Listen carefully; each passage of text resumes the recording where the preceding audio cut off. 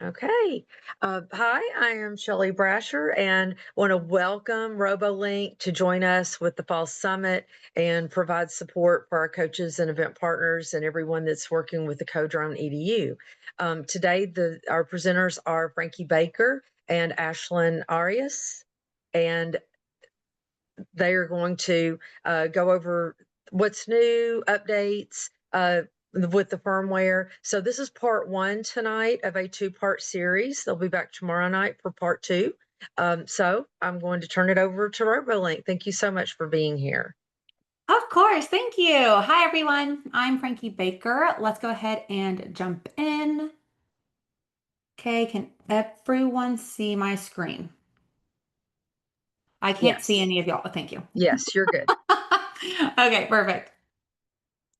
So this session is going to be about any updates we have coming up, frequently asked questions, and some best practices of just kind of like a reminder. We just got off summer break. We're getting those cobwebs out. And so this will kind of help get us ready. Here is our agenda for today. So, disclaimer, some of this information you might already know, so please just hang in there while I review it for others. Don't leave just yet, because there are going to be some really exciting information that I do share that you might not know, or I might be presenting it in a different way with new information. So, like I said, I'm Frankie Baker and I am the community manager for Robolink.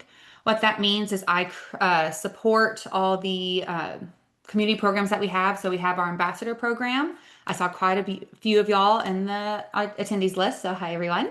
We have certified educators coming out towards the end of the semester. That's going to be really exciting. And then I help provide swag whenever I can. Oh, that reminds me, I forgot my drone earrings. Here are the drone earrings so they can get the attention that they deserve. I'm located in Dallas, Texas. Before I was in this role, I was a digital learning coach and a middle school math teacher in Frisco, Texas, which is North Dallas, and then I had a quick stint in St. Louis as well.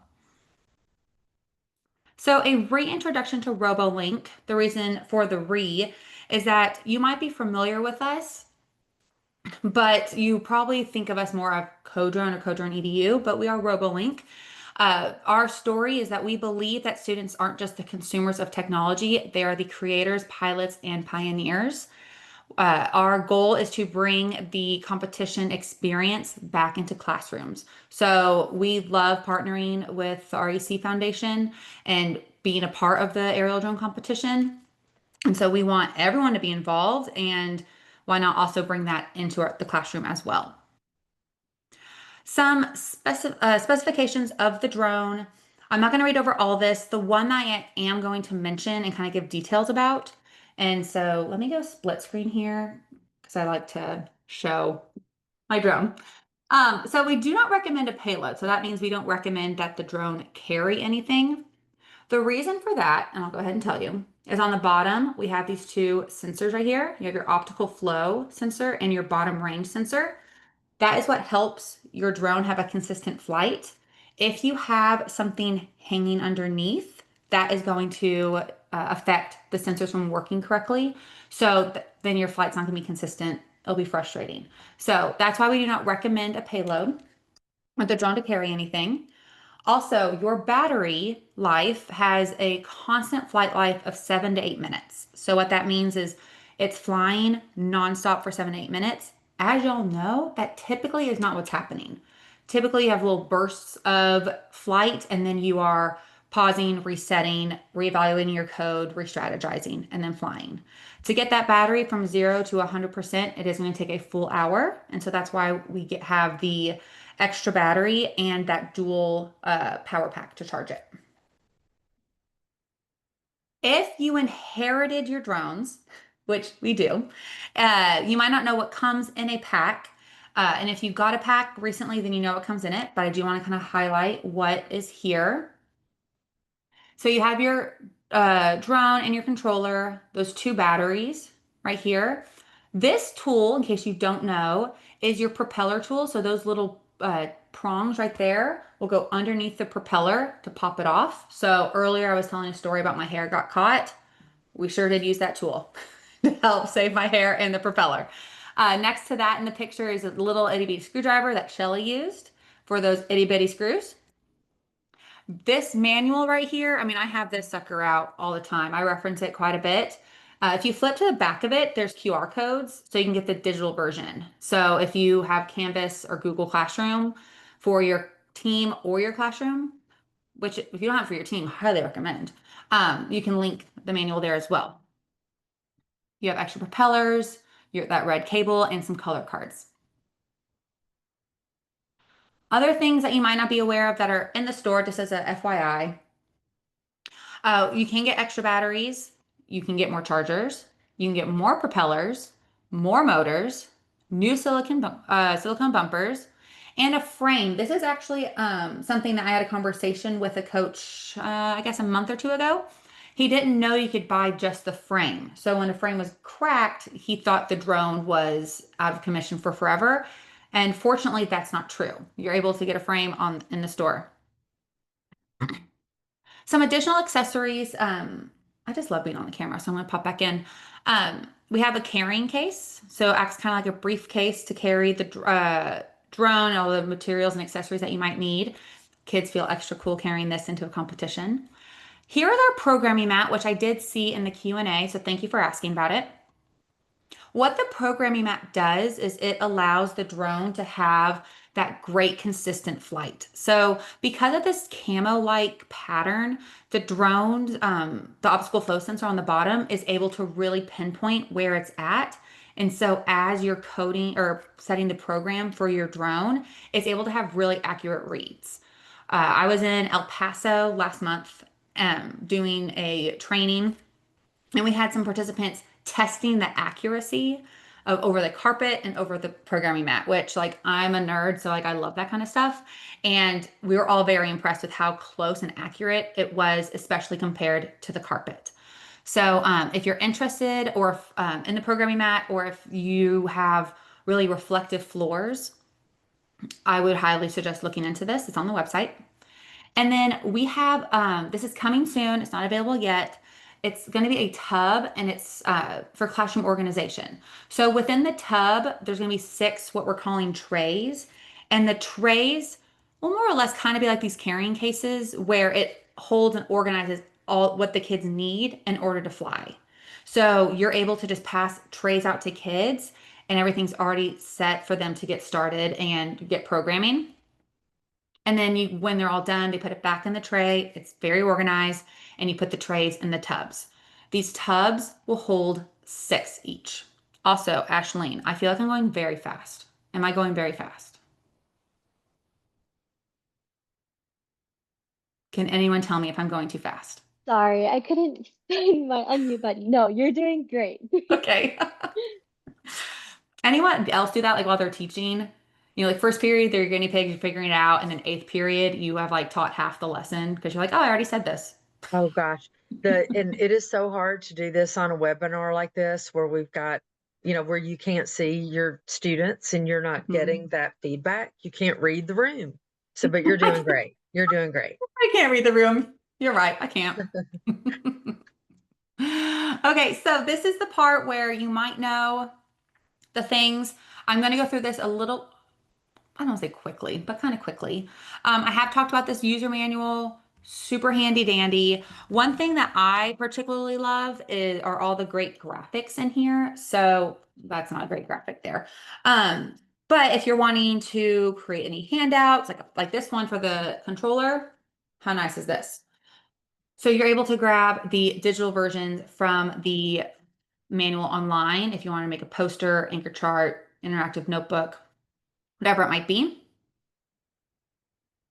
We also have online curriculum. So if you are a coach that wants to, or you're a new coach, wherever it might be, you are wanting the kids to kind of drive their learning with the drone, we have what we're calling Base Camp.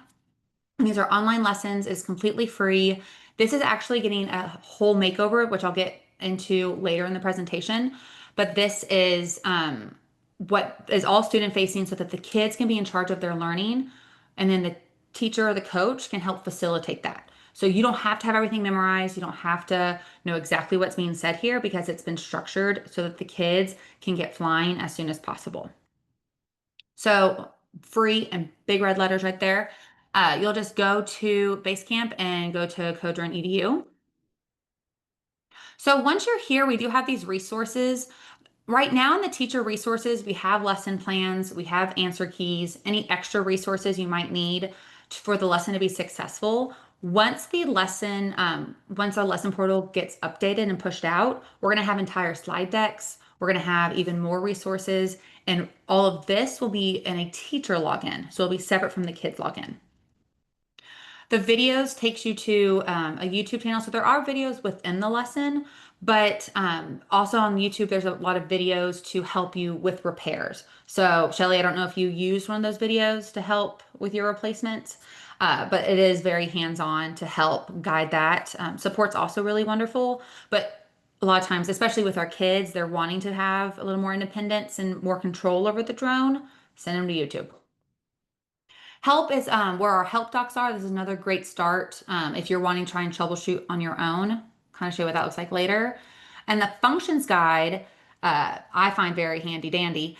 It has every single line of code that we have, and it tells you exactly what it does, and then gives you an example code that you can run without, but before that, it tells you what it does, any parameters you need to consider before it's run.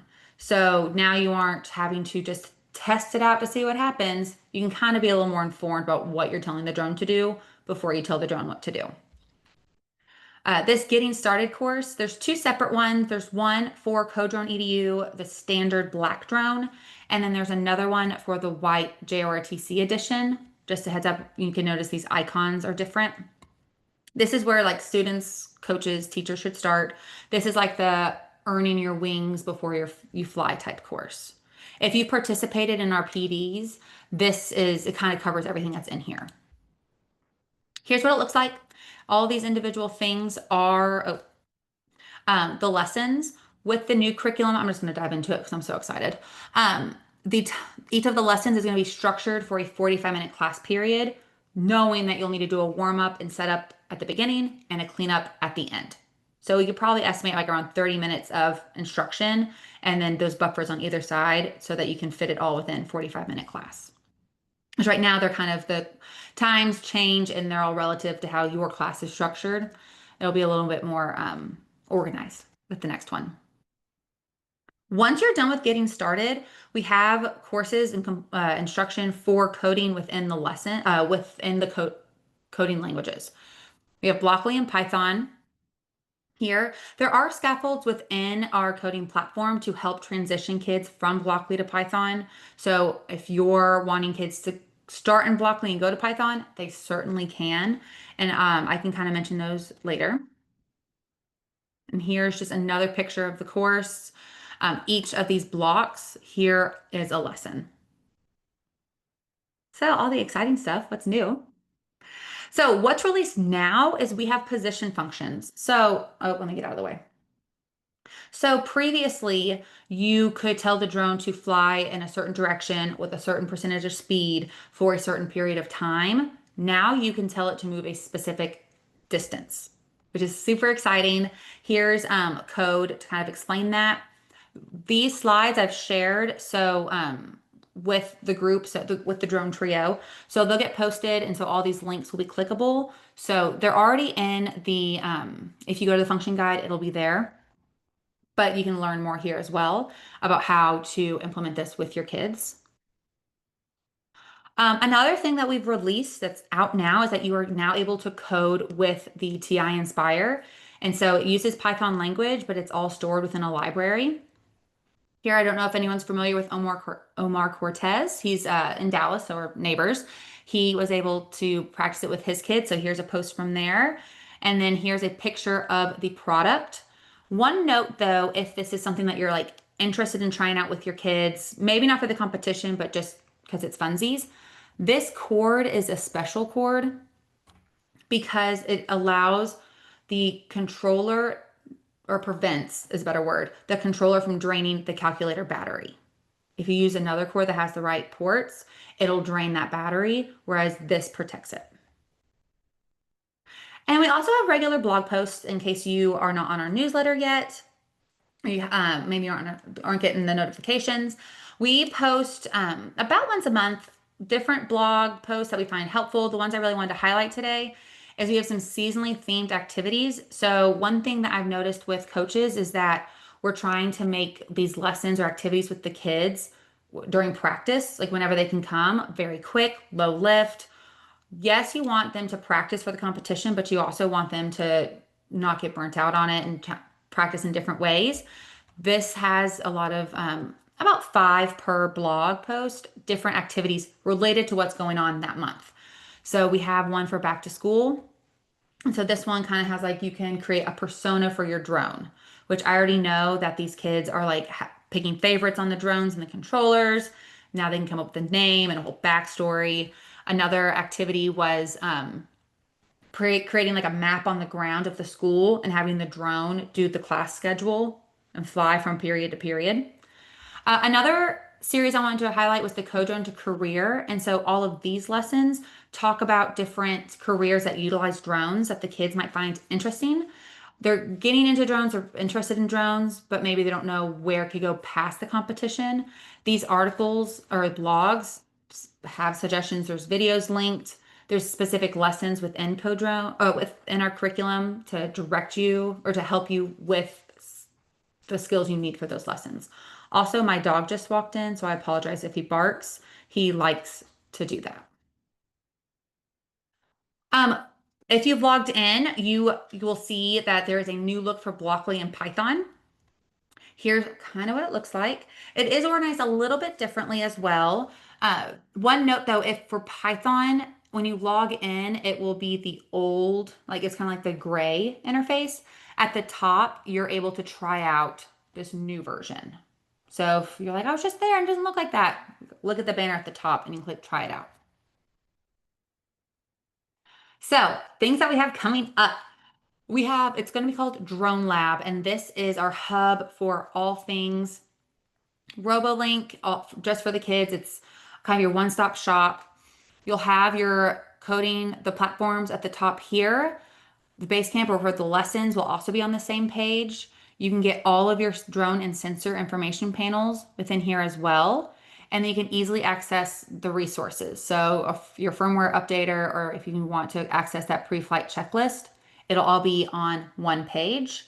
We hope this should be released for sure this school year. I don't want to this semester. We're just gonna say this semester. I don't want to like say something and then not have to then can't deliver, but this semester for sure. Um, the updated lesson portal that I've kind of been talking about or hinting at, here's what it looks like. There's now going to be a teacher login. So with the new curriculum, it's still free, but it's with the teacher login, now you're able to have a different experience and have your resources all housed within this platform. Whereas previously, it takes you to like Google Drive or YouTube. Now it'll all be here. So here's those lesson plans, slides, answer keys, activity guide, anything you need to be successful. And then one thing as a digital learning coach that I love is that there's this toggle between teacher and student view. It's how nice to see what the kids are seeing because sometimes it doesn't match what we're seeing. I love that. You're going to hear me say I love that a lot. I got to find a new phrase. We're also going to have a lesson structure. So here's what it's going to look like now. So if you are familiar with Basecamp, you know that this is completely different. We have new unit names. It tells you like this course is going to take a quarter. So instead of a whole semester, just a quarter. There's 21 lessons and it's for beginners. And so it's all going to be organized this way. And then we're going to have a streamlined lesson activity completion tracker. So I'll get into the different activities we'll have, but as it stands right now, everything you need, it's text and video and graphics, and it's all within one page. You just scroll and it's all linear. Whereas now there's different activities embedded within the lesson. So it's going to be way more robust. And then there will be little check marks for the kids to track where they're going. So as a coach, who maybe you don't see your kids every day, maybe they're working on things on their own, whatever it might be.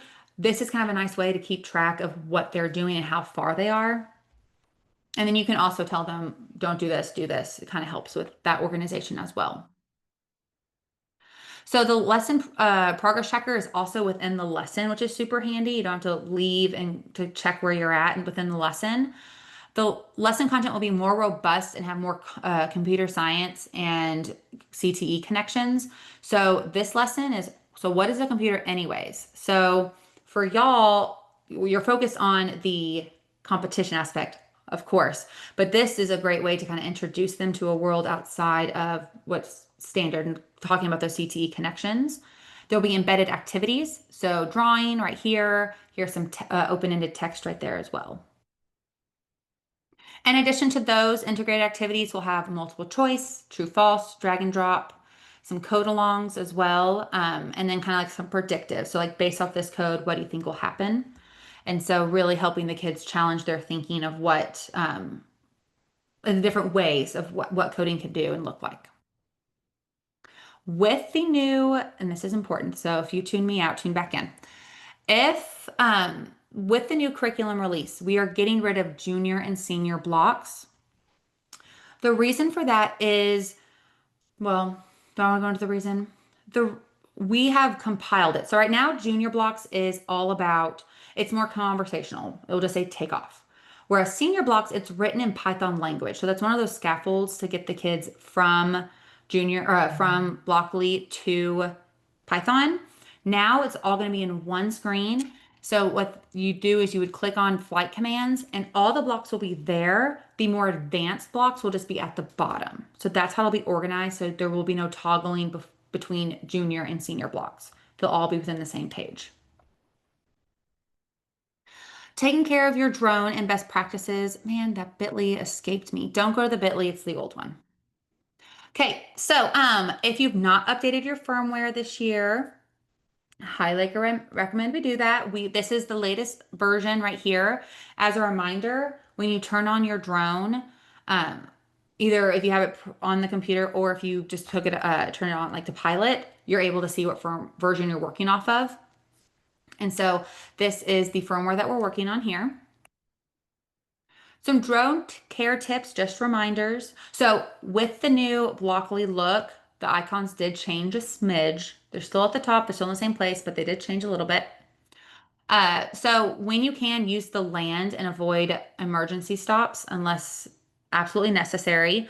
So with the emergency stop, what happens is the motors turn off completely, propellers stop moving, and it just drops where it's at.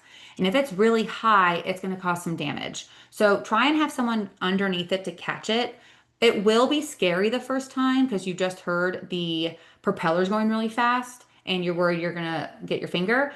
But once you catch it, it's kind of like, oh, that was silly. Of course it's off. So just a heads up. Another note is that if it gets too close to the ceiling, it will, or it could create a vacuum and it will get sucked up and you'll have to do emergency stop. So avoid going close to the ceiling as much as possible.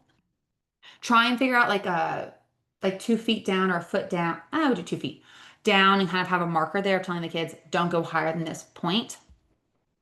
Fly over the programming mat, like I mentioned earlier, or a light patterned carpet and avoid hard surfaces. And then use caution when flying auditoriums or gymnasiums with high ceilings. So again, if you are in an auditorium or a gymnasium, or you are blessed with a high ceiling in your classroom, find something in your classroom that's about 8 to 10 feet tall and say, don't go higher than this point. So like in my previous classroom, I had tile, 5'10". So it was taller than me. Probably, I guess we could say 6 feet. I could have said, don't go higher than the tile, just for ease of having that marker that's already there. If you're in a gym, say don't go higher than the basketball hoop. Also, don't go in the basketball hoop. For motor care, some things to note is that when you're looking at your drone, the wires are different colors for specific reasons. So when replacing the motors, make sure you're replacing it with the same kind of motor there. If your drone crashes, we understand, we know who our audience is, it's going to crash. Just take a peek at it and make sure everything looks good. If your drone gets stuck, cut off your motors immediately. If your drone gets stuck, if you keep it going or try to get it out, it could cause even more damage. That could cause that it won't be as easily fixed. So if they get stuck, just do the emergency stop and catch it. For your batteries, Don't leave your charging batteries unattended. Now, overnight, that's okay. We're talking like weekends, long breaks, summer break, if you will. That is a long period of time. You don't want to do that.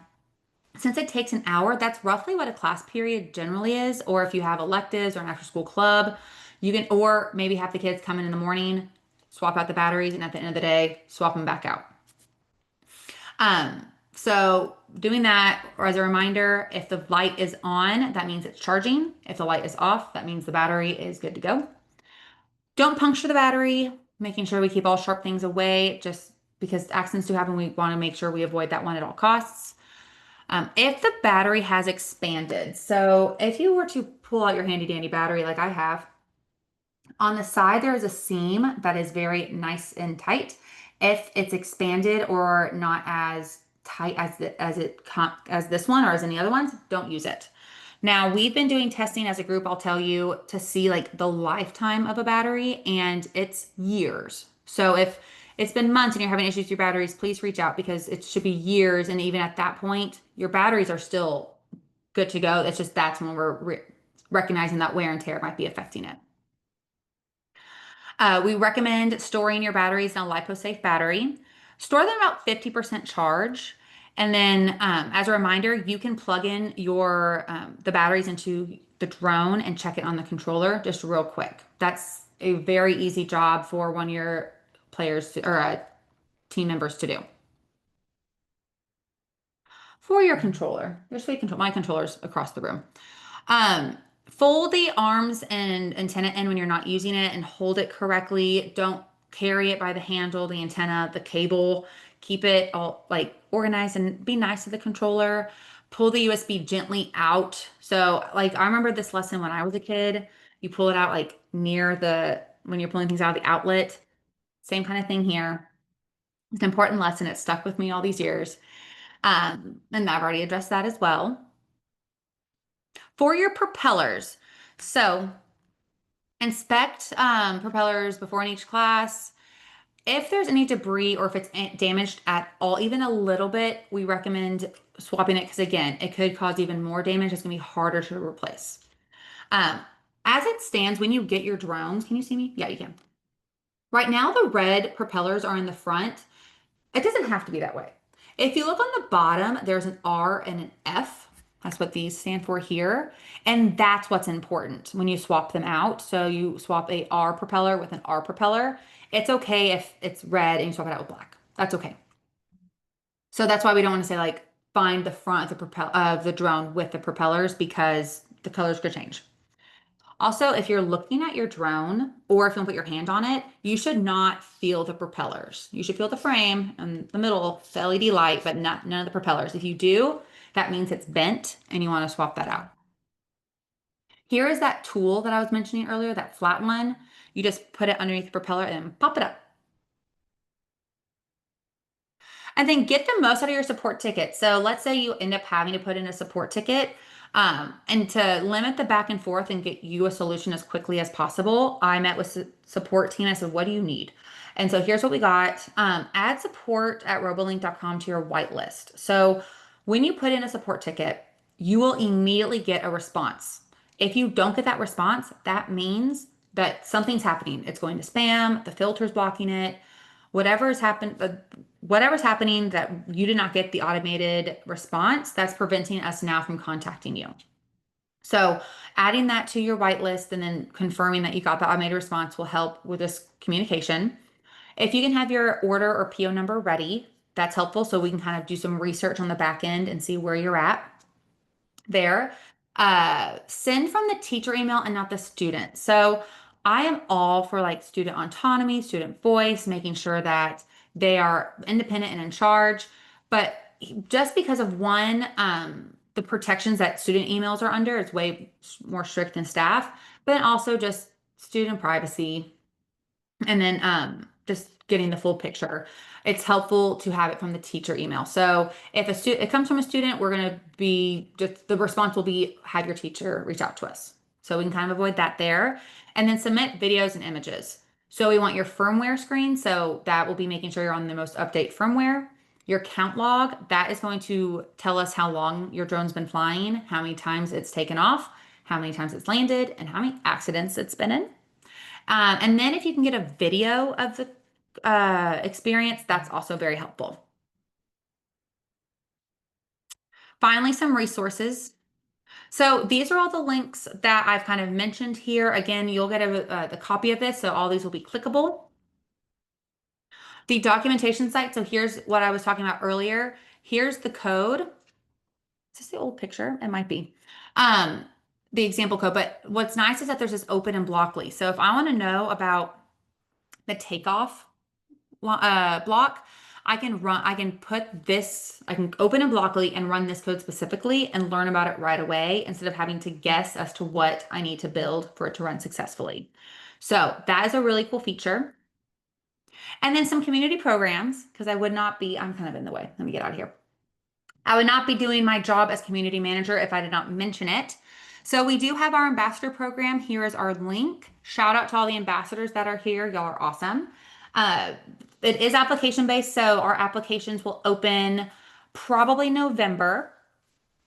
Our certified educators program will be opening hopefully around the same time.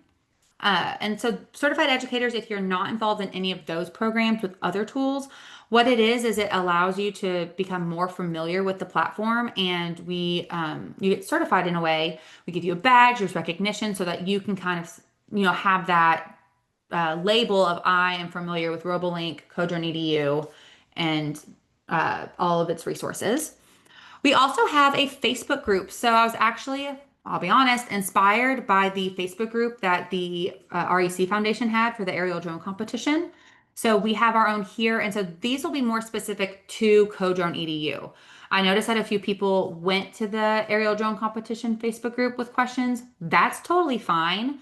But if that could get lost within all the competition conversations. So this is just another resource, another way to connect with other users. I love that Luann mentioned no one wants to be a silo. I call them singletons, tomato, potato. It's all, we want you to find your people. So let's do, I did take note that there is now a drone forum. I don't have it on this page, but I will have it updated once I grab that link. And then of course the coach certification and event partner certification that will be updated and going live October 1st, if I remember correctly. Okay, I'm ready for Q&A. Ashleen, what do we got? I answered a couple of them in the Q&A. So some of them were about the programming mat, which we covered, and then someone was asking also, oh, camera's off, sorry. And then someone was also asking about the best way to clean the programming mat. Funny enough, I don't know if that's just because we're gross, but we don't clean our mat. We probably should. But we normally, if there's like a dirty spot on it, I just normally use a towel. I don't think you really need to disinfect it, so that might be why either the colors ran or I'm not sure how it got damaged. Someone did ask about the TI calculators. I just saw that. Do you have more Okay. information on that, Frankie? They're asking about if they're only used for coding in Python. Yes, it's Python language. It's all stored within a library and an OS that you can download, or it's on the calculator. All that information I will link on this presentation, but it will be coming or housed from TI. So they have a whole landing page with resources, instructions, help guide and manual as well. So I will have that linked, but that information if you Google it, you can find it. But I'm happy to provide the link. It's coming from TI. Yes, thank you. Someone else also in the Q&A asked if the bend in the folds affect the effectiveness of the programming mat. Depends on the bend. Like if it's like a slight crinkle, no. But if you have like an entire flap over it, yes. So you're just kind of losing centimeters there. So no, not too bad. When you have them, especially if you lay them out flat, they flatten out pretty well. So as long as they're just not folded all weird or have like weird, like massive folds in them, you should be fine. So the bending's not going to affect it. And then someone else also asked, does Robolink offer volunteers for tournaments by any chance? What do you mean by volunteers? Maybe Frankie knows, yeah. Yes, we have talked about this. I am hesitant. I guess it would depend what kind of volunteer you're wanting. I would love, depending where you're at, we'd love to come and support. We'll come and we can bring swag and stickers for the kids, cheer y'all on. I would not want to be a judge simply because I don't know, conflict of interest maybe. I don't know. We can talk. Shelly, Luann, y'all might have better insight on that conflict there. But if you're wanting a Robolink presence, I'd love to connect and kind of see where you're at because I'd love to be there. Sure. I mean, we love having Robolink at the events. It ends up being sort of like tech support is what they offer, but they also are able to, help with these sharing these kind of resources for people who are not on the webinar, and then they show up at the events and they're not aware of all of the services that and resources that Robolink offers. One, just to put the scope, like how many employees does Robolink have? Ashley, you've been here longer than me, so you can answer that. Like Frankie's, range? It's like 50? 20. I was gonna say, I was like, well, Frankie's one. Um, How many? we have about like 20, about 20 Okay. maybe. And that's what I thought. So we have 300 events. We had 241 events last season. So we're expecting to exceed 300 events this season. So 21 people at RoboLink, they're going to be spread real thin. So if you are fortunate enough, typically RoboLink attends the championship events and supports those events. And we really appreciate them being there for that because those are, when drones operating well, coding operating well, all of that is critical in those championship events. And having RoboLink personnel there is really, really appreciated. Well, thank you. Thank you for answering that. Yes. Okay, perfect. I think, does We have that a cover couple more. everything? We have a couple more questions. Oh, Sorry, okay. real Yep, yep. quick. I'm ready. So someone asked, during the competition, are the field floors padded or hard surfaces? That is dependent on whoever's hosting it. So we cannot guarantee that they will have pads or that they will be concrete. Talk to the host of whoever has it. As far as drone performance wise, manually, when you're doing the manual stuff, you are there to kind of put in those quick inputs. So while surface might have a slight effect on it, during the manual, you won't have that big of effect. That's where the programming mats come in. So when you do the programming and you do your skills challenge, as long as you're over those mats, you're not going to see that variation as much. Then I have I have two keyhole gates that are broken connectors. The stand contacted Robolink. Oh, sorry about that. If that happens, just so you're aware, if you contact support, unfortunately, support doesn't have access to orders, so you'll be forwarded over to our admin team. If you ordered through Robolink, contact admin or support will send you to admin, and then we'll get in touch with you so that we can get you those connectors. If that still hasn't happened, I would just recommend that you reach back out to admin again with your order number, and then we can assist with that. I don't want to pay for two completely you shouldn't have to pay for two completely key gates, but I will not promise anything, as Frankie has also said on other stuff. Just Yeah. reach out to admin. So please, whoever you ordered from, please reach out to them. Yeah. And if I can jump in on this. So all of the field element and game elements are sourced by drone competition gates. RoboLink offers those on their website as a courtesy so that you can do one purchase order or one quote and you can do one-stop shopping. Likewise, Drone Competition Gates on their website has a limited number of RoboLink products as well. But for anything related to the keyhole gates and any of the connectors and all of that, if they can, they absolutely will either sell them to you or send them to you. But they don't have a la carte items on their website at Drone Competition Gates. So please contact them at support at dronecompetitiongates.com. Awesome. Okay. Anything else, Ashley? Nope, I think we're good. Okay, well, thank y'all so much. This was so great. Shelley, Well, I'm done. So I okay. think, All right. Well, we really appreciate you being here. And I learned a few things, and I was, fast and furious trying to pay attention and trying to look at the website as well with the new things. So I appreciate that. And going through my little book. So anyway, I get to fly tomorrow. I'm excited.